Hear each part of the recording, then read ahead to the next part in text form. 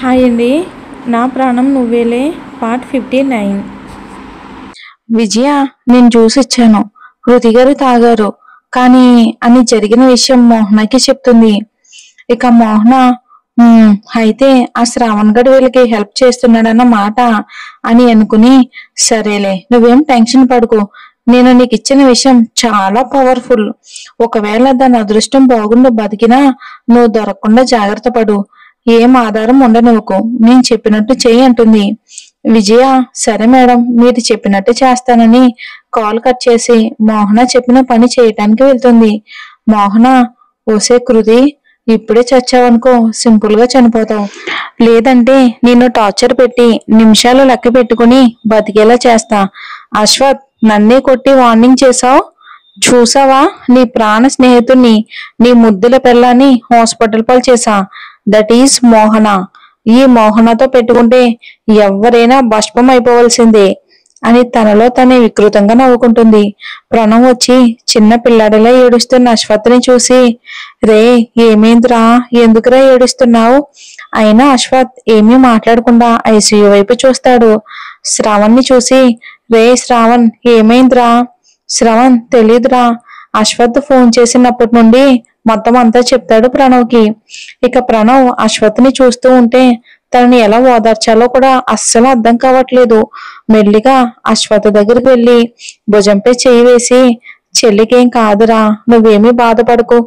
అశ్వత్ ప్రణవ్ని హక్ చేసుకుని, దానికి ఏమైనా అయితే నేను బతకలేనురా అని కన్నీళ్లు పెట్టుకుంటూ ఉంటాడు. ప్రణవ్, ఊరుకోరా, మాకు ధైర్యం చెప్పాల్సిన నువ్వే ఇలా బాధపడితే ఎలా? మేము ఎవరిని చూసి ధైర్యంగా ఉంటాం? కావాలంటే చూస్తూ ఉండు. కృతి నవ్వుతూ నిన్ను పలకరిస్తూ ఉంటుంది. వినోద్, రమేష్ కూడా వస్తారు ఈలోపే. రమేష్, వదినా, కృతికి ఎలా ఉంది? సుమతి కన్నీళ్లు పెట్టుకుంటూ, లోపల ఇంకా ట్రీట్మెంట్ జరుగుతుంది మర్రి గారు అంటుంది ఏడుస్తూ. వినోద్, అసలు ఏమయ్యింది అని అడిగితే, తెలియదండి, అశ్వత్ ఆఫీస్ నుంచి వచ్చే టైం అవుతుందని మేమే తనని ఇంటికి పంపించాం, కానీ ఇలా జరిగింది, పంపకుండా ఉన్న బాగున్ను అని ఏడుస్తూ ఉంటుంది. ఇంతలో డాక్టర్ బయటకు వస్తాడు.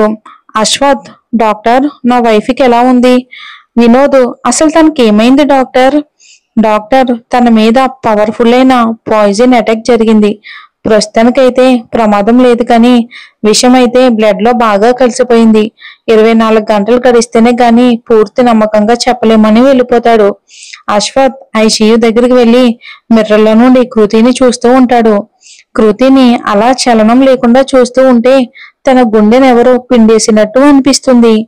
సుమతి, వినోద్ అందరూ కూడా బాధగా కూర్చుని ఆలోచిస్తూ ఉంటారు. సుమతికి పెళ్లికి ముందు పంతులు గారు చెప్పిన మాటలు గుర్తుకు వచ్చి కళ్ళు తుడుచుకుని, ఏమండి, నేను వెంటనే పంతులు గారిని కలవాలి, వెళ్తున్నా అంటుంది. వినోద్, నువ్వు ఒక్కదాను ఎలా వెళ్తావే, పద నేను కూడా వస్తాను అని ఇద్దరు వెళ్తారు. వీళ్ళు వెళ్లేసరికి సంధ్య సమయం కావటంతో పంతులు గారు పూజలో ఉంటారు. ఆయన భార్య వీళ్ళని కూర్చోమని చెప్పడంతో అక్కడే సోఫాలో కూర్చుని పంతులు గారి కోసం ఎదురు చూస్తూ ఉంటారు వీళ్ళిద్దరు. కాసేపటికి పూజ ముగించుకుని వచ్చి ఏటో ఆలోచిస్తూ కూర్చున్న సుమతి దగ్గరకు వచ్చి, ఏ అమ్మా సుమతి, బాగున్నావా అని అడుగుతారు. సుమతి, బాగానే ఉన్నాం స్వామి, కానీ మా కోడలు అని ఇంకా ఏదో చెప్పేంతలోపే పంతులు గారు, ఇప్పుడు నీ కోడలికి ఎలా ఉంది అంటారు. సుమతి షాకింగ్గా, ఇంకా తనకు ఇలా జరిగిందని మీకు ఎలా తెలుసు అంటుంది ఆశ్చర్యంగా. దానికి పంతులు గారు నవ్వి, మీకు గుర్తుందో లేదో, పెళ్లికి ముహూర్తాలు చూసేటప్పుడు తన జాతక చక్రం గీసింది నేనే అంటాడు. సుమతి, మరి తన జాతకం గురించి పూర్తిగా తెలిసిన మీరే చెప్పండి, తనకేమీ కాదు కదా, మా కృతికి ఏదైనా జరిగితే మా కొడుకు పిచ్చివాడైపోతాడు స్వామి, ఎలాగైనా మా కోడలికి ఏం కాకూడదు, మీరే ఏదైనా మార్గం చెప్పండి అంటుంది ఏడుస్తూ. నేను ముందే చెప్పాను, ఎట్టి పరిస్థితుల్లోనూ వాళ్ళ పెళ్లి శోభనం వాయిదా పడకుండా జరిపించమన్నాను, కానీ శోభనం జరగలేదు, అందుకే తన ప్రాణగండం తనను కబలించడానికి వచ్చింది. సుమతి, మీరే అలా అంటే ఎలా స్వామి, ఏదైనా ఉపాయం ఉంటే చెప్పండి స్వామీజీ. మీ కోడలు కడుపు పండే వరకు ఇలాంటివి తప్పాలి అంటే ముందు నేను చెప్పింది చెయ్యండి, నీ ఇంట మహాలక్ష్మి పుట్టే వరకు మీకింట్లో కాలు పెట్టిన మహాలక్ష్మికి ఇలాంటి ప్రమాదాలు తప్పవు అని అమ్మవారి దగ్గర ఉన్న కుంకుమ సుమతికిచ్చి, ఇది మీ కోడలికి పెట్టండి, అంతా మంచి జరుగుతుంది అంటాడు. సుమతి వినోద్ అక్కడ నుండి హాస్పిటల్కి బయలుదేరతారు బాధగా. పంతులు గారు చైర్లో కూర్చుంటూ, ఎవరు ఎంతకాలం మన దగ్గర ఉండాలి అనేది ఆ దేవుడే నిర్ణయిస్తాడు, దాన్ని మనం ఆపలేం. నీ కోడలి విషయంలో కూడా ఇదే జరుగుతుంది అని మనసులో అనుకుంటాడు పంతులు గారు. సుమతి కారులో కూర్చుని ఏటో ఆలోచిస్తూ ఉంటుంది. వినోద్ కార్ డ్రైవ్ చేస్తూ సుమతిని చూసి కృతి గురించి బాధపడుతుందని అర్థమై సుమతి చెయ్యి మీద చెయ్యి వేసి సుమా అంటాడు. సుమతి వినోద్ని చూసి, చాలా భయంగా ఉందండి. వినోద్, ఎందుకు సుమా, మన కోడలికి ఏం కాదు, నువ్వు దాని గురించి ఎక్కువగా ఆలోచించి మనసు పాడు చేసుకోకు అంటాడు. సుమతి సరేనండి అని చిన్నగా నవ్వుతుంది.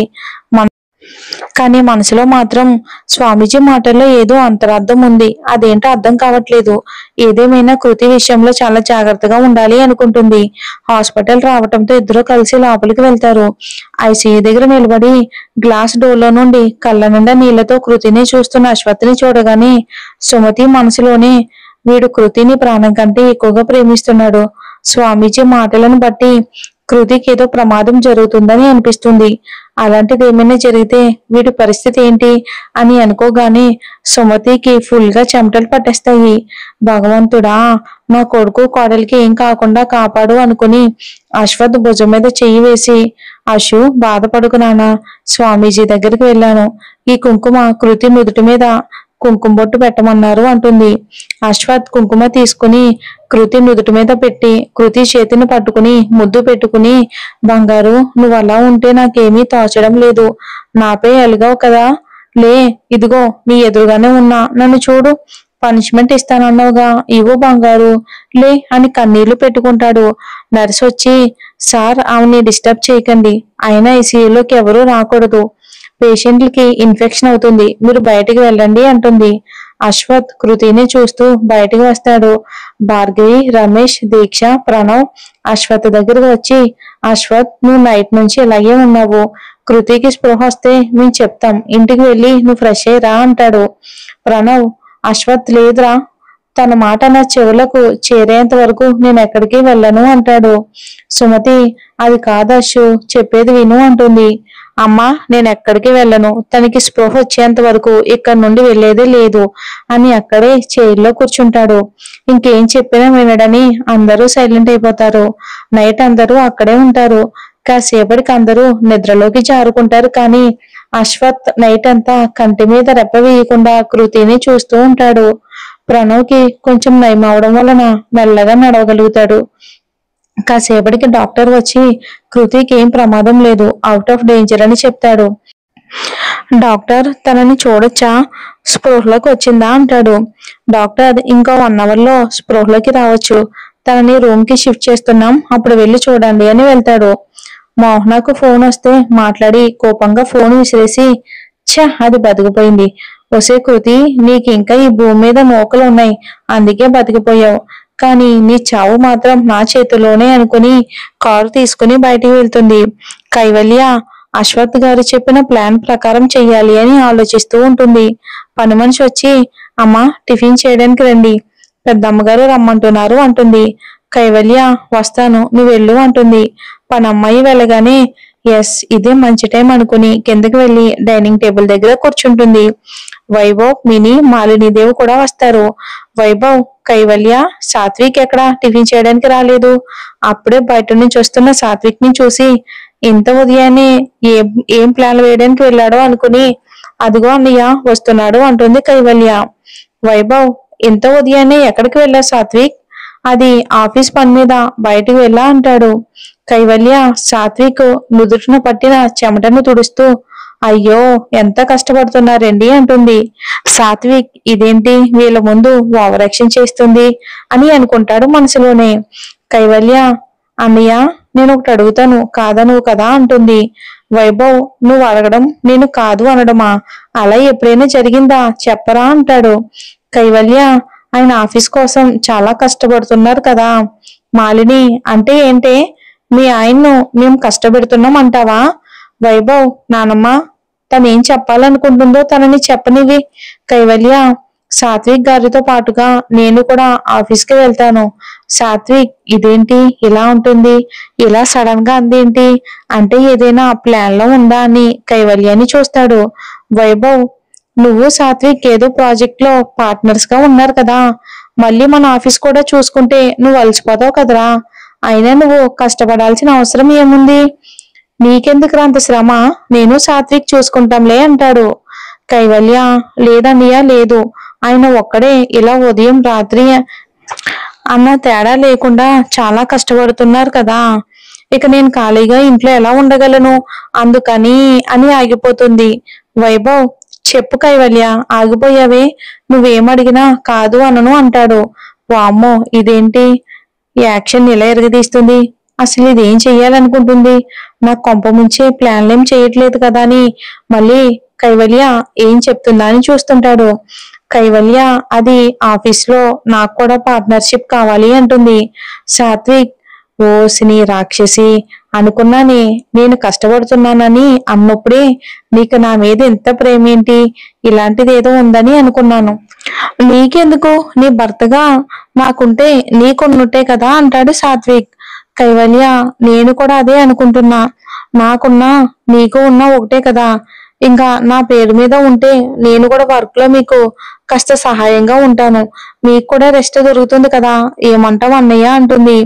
వైభవ్, చూసావా సాత్విక్, నా చెల్లికి నువ్వంటే ఎంత ప్రేమో, నువ్వు కష్టపడిపోతున్నావని నీ కష్టాన్ని పంచుకోవాలి అనుకుంటుంది అని. కైవల్యకి ఆ కంపెనీ స్టార్ట్ చేసిందే నీకోసం రా, మాతో పాటు పార్ట్నర్ గా ఉండడం కాదు, ఆ షేర్లన్నీ మొత్తం నీ పేరు మీద రాస్తున్నా అంటాడు. కైవల్య, థ్యాంక్ యూ అన్నయ్య అని వైభవ్ బొగ్గపై ముద్దు పెడుతుంది. దానికి మాలినీదేవి నవ్వుతూ, ఇద్దరిని చూసి మీరిద్దరూ చాలా సంతోషంగా ఉండడం చూసి ఎన్ని రోజులవుతుందో అని కళ్ళ నీళ్లు పెట్టుకుంటుంది. సాత్విక్ మనసులోనే, అసలు వైభవ్ పేరు మీద 60% షేర్స్ ఉన్నాయి, వైభవ్ కైవల్యకు రాస్తే ఆటోమేటిక్ గా తానే ఎండి అయిపోతుంది అని. వైభవ్, తనకేం అనుభవం ఉందని తన పేరు మీద రాసేస్తానంటున్నావు, వైభవ్ అదేంటో అలా అంటావు, తను ఒకసారి ఏదైనా చూస్తే ఇట్టే నేర్చుకుంటుంది, అయినా నువ్వు తన పక్కనే ఉంటావుగా చూసుకోవడానికి, మీ పెళ్లికి నేను ఇచ్చే గిఫ్ట్ ఇదే అనుకోండి అని వెళ్తాడు వైభవ్. కైవల్య సాత్విక్ వైపు చూసి కళ్ళెగరిస్తుంది. దానికి సాత్విక్ కోపంగా అక్కడి నుండి బయటికి వెళ్తాడు. కైవల్య తనలో తానే నవ్వుకుంటూ వెంటనే ఈ విషయం అశ్వత్ గారికి చెప్పాలని కాల్ చేస్తుంది. కానీ అశ్వత్ కాల్ లిఫ్ట్ చేయడు. ఇదేంటి లిఫ్ట్ చేయట్లేదు అని మళ్ళీ చేస్తుంది. అశ్వత్, హలో. కైవల్య సంతోషంగా, అశ్వత్ గారు ఎక్కడున్నారు, మీతో అర్జెంటుగా ఒక విషయం చెప్పాలి, ఫ్రీగానే ఉన్నారా అంటుంది. అశ్వత్, చెప్పు కైవల్య. కైవల్య, అదేంటి మీ వాయిస్ అంత డల్ గా ఉంది, ఏమైందండి. అశ్వత్, ఏం లేదు, నువ్వేదో చెప్తున్నావు అంటాడు. ఇంతలో నర్సు వచ్చి, సార్ మీ వైఫ్ కి స్పృహ వచ్చింది అంటుంది. కైవల్య, అశ్వత్ అంటే కృతి స్పృహలోకి రావటం ఏంటి అనుకుని, అశ్వత్ గారు కృతికి ఏమైంది అంటుంది. అశ్వత్, దానికి ఎవరో పాయిజన్ ఇచ్చారు అని. కైవల్య, నేను తర్వాత చేస్తాను అని కాల్ కట్ చేస్తాడు. కైవల్యకి అసలు మైండ్ పనిచేయట్లేదు. అసలు తనకు పాయిజన్ ఎవరిస్తారో అనుకోగానే సాత్విక్ తనే చేయించుంటాడా అని కోపంగా సాత్విక్ దగ్గరికి వెళ్ళి, సాత్విక్ ఎందుకు ఇలా చేసావు అని కాలర్ పట్టుకుంటుంది. సాత్విక్, కాలర్ వదులు, ఆయన నేనేం చేశాను, నువ్వే కదా మీ అన్నయ్య షేర్స్ ని నీ పేరు మీద మార్చేలా చేసుకున్నావు, మళ్ళీ నేనేదో చేశానంటావేంటి అంటాడు. ఏమీ తెలియనట్టు యాక్ట్ చేయొద్దు, కృతి మీద పాయిజన్ అటాక్ చేయించింది నువ్వే కదా అంటుంది. సాత్విక్, నీకేమైనా పిచ్చా, నేనెందుకు చేయిస్తానే, అయినా కృతి చేస్తే నాకేం వస్తుంది అని మనసులోనే, నిన్ను చేసుకున్నప్పటి నుంచి నువ్వు నా గురించి వైభవ్కి ఎక్కడ చెప్తావో అని నీ చుట్టూ తిరగడానికే నాకు సరిపోతుంది, ఇక కృతి గురించి ఏం ఆలోచిస్తా అనుకుంటాడు మనసులో. కైవల్య, నీ సంగతి తర్వాత అని కిందకి వెళ్ళి, అన్నయ్య ఎక్కడున్నావు అంటుంది కైవల్య. మాలిని, ఏంటి నీ అరుపులు అంటుంది. కైవల్య, అన్నయ్య ఎక్కడా. వైభవ్, ఏంటి కైవల్య ఏమైంది, కృతి మీద పాయిజన్ అటాక్ జరిగిందంట. వైభవ్, వాట్, కృతి మీద పాయిజన్ అటాక్ జరిగిందా, ఏ హాస్పిటల్, ముందు పదండి అని అందరూ హాస్పిటల్ కి వెళ్తారు. కృతి స్పృహలోకి వచ్చిందని నర్స్ చెప్పగానే అందరూ కృతి దగ్గరికి వెళ్తారు. అశ్వత్ కృతి బెడ్ పక్కనే ఉన్న చైర్ లాక్కుని కృతి చెయ్యిని తన చేతుల్లోకి తీసుకుని బంగారం అంటాడు. కృతి మెల్లగా కళ్ళు తెరిచి అశ్వత్ ని చూసి చిన్నగా నవ్వి అందరి వైపు చూస్తుంది. సుమతి, ఎలా ఉందమ్మా ఇప్పుడు? వినోద్, చాలా భయపెట్టేశావు కృతి. అశ్వత్ కంటి మీద రెప్ప కూడా వేయకుండా నువ్వు ఎప్పుడెప్పుడు స్పృహలోకి వస్తావా అని ఎదురు చూస్తూనే ఉన్నాడు తల్లి అంటాడు.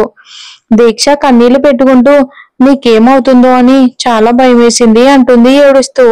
కృతి, ఊరుకో దీక్ష, నాకేం కాలేదు కదా, ఏడవకు. కాసేపు మాట్లాడ్డాక అందరూ బయటికి వెళ్తారు, ఒక అశ్వత్ తప్ప.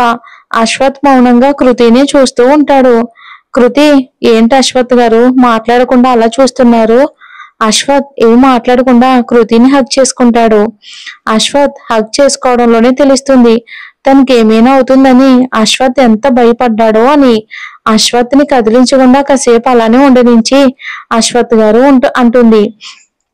అశ్వత్ కృతి నుంచి దూరంగా జరిగి కృతి ఫేస్ ని దోసిట్లోకి తీసుకుని నుదుటి మీద ముద్దు పెట్టి చాలా భయపడ్డాను బంగారం, నీకేమైనా అయితే ఇక అని ఇంకేం మాట్లాడకుండా మౌనంగానే ఉంటాడు.